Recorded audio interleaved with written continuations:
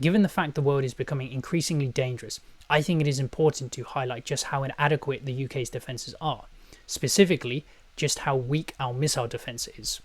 Now, this is a topic that has been touched on by other places, but I think it's important to highlight it so people keep it in mind. Currently, if Russia were to carry out a non-nuclear missile strike, the UK would have little in the way of defence. For example, a research briefing in 2025 on the UK's integrated air and missile defence highlighted the UK's increasingly vulnerable situation. We have little defence against ballistic missiles, as well as newer technologies such as hypersonic weapons, which are designed to travel vast distances at extremely high speeds and are difficult to intercept. Therefore, Russia wouldn't need to resort to nuclear weapons or launch a full-scale invasion of the UK to cause profound damage. In fact, experts explain that the purpose of Russia striking would be to disrupt an opponent's ability to function, targeting things like military bases, logistic hubs, command centres, and critical infrastructure. The goal isn't necessarily to invade or occupy territory, but instead to paralyse an adversary. Now, while the UK does have some defences, experts argue that these are not enough to defend against a scenario in which Russia used a high concentration of conventional ballistic missiles. So essentially, the UK can defend parts of itself for some time, but lacks a layered missile shield capable of stopping a large-scale or coordinated missile attack. You may be thinking that the UK has nuclear weapons, so no one would dare attack.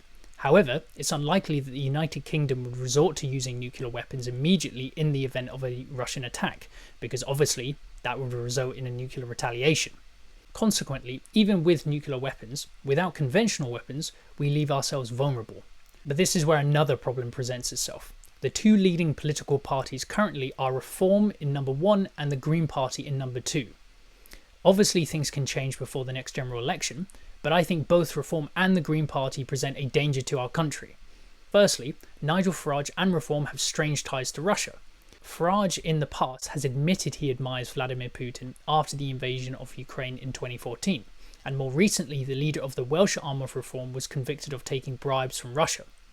So, I don't think Reform is particularly trustworthy to prepare this country for an armed conflict with Russia, seeing as though they are so enamoured with the dictatorship. On the other hand, the Green Party also seems untrustworthy to shore up our defences. Zack Polanski has talked about getting rid of our nuclear weapons and that we need to negotiate with Vladimir Putin. Is Vladimir Putin in it? Well, I want to see everyone denuclearise, including Vladimir Putin. But ultimately, the only way you can do that is by showing... I have to say that would be in the realms of the miracle.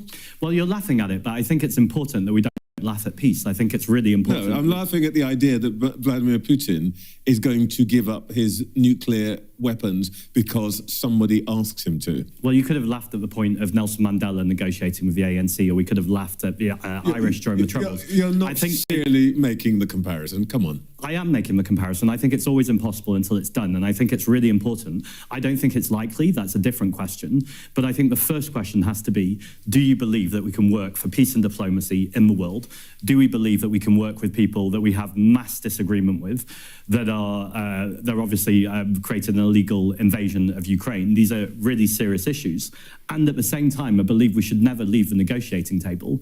And part of that is showing both the moral and courageous leadership to come on TV and say to you, even though this might be a position that's ridiculed, I don't think we should find peace and diplomacy ridiculous. I think we actually, the most brave and courageous and authentic to do is say, I believe we can have a world without war. So Prime Minister Polanski would negotiate with President Putin? Undoubtedly. I think it would be sociopathic behaviour to say you wouldn't negotiate with the President or a Prime Minister of any country. Now, I don't think you need to be an expert to understand that if the UK got rid of its nuclear weapons, we'd be even more vulnerable, and that trying to negotiate with Russia is about as useful as trying to eat soup with a fork.